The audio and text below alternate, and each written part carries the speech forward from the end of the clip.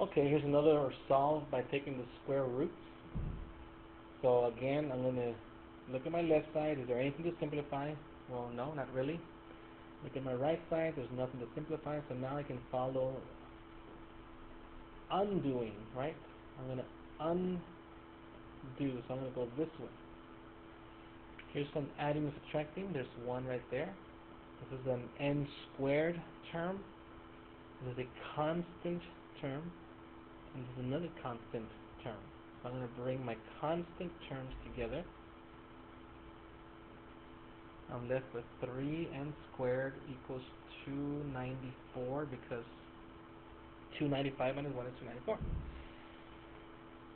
Then I can divide both sides by 3, correct? That's just to leave the n squared by itself. And 294 divided by 3, let's see, it doesn't fit into the 2, but it fits into the 29. 9 times 3 times 9, right? That's 27. 27, I already have 2 more left over, so that gives me 3 and 24 is 8. So this will become 98. Okay? And then to get rid of the square, now I already did my multiplying and dividing, so now I go to the exponent.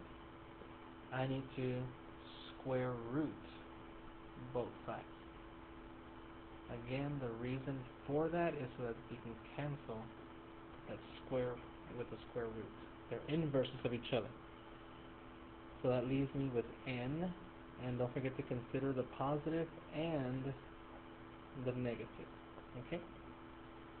So when you're working with this one here, again, you need to try to simplify the square root of 98. So I'm going to start looking for 2 factors.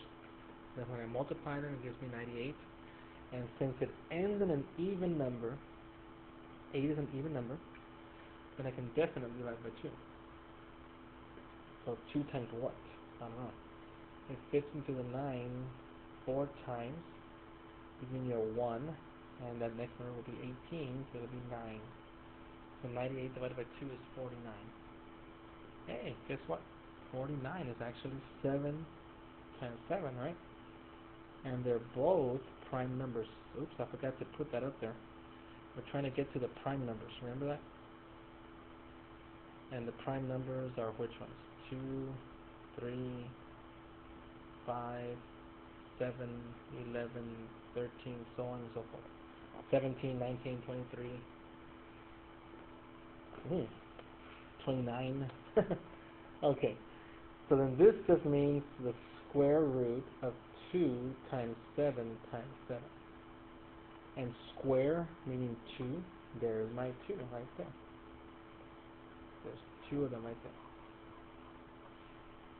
So I can rewrite this as the square root of 2, and these 2 I'm going to make them the square root of 7 squared. Why do I want the square? Because that's going to help me cancel that square root. Remember, the square and the square root are inverses of each other. So that comes out, and that guy stays in. So my final answer, this is a plus or minus 7 square root of 2.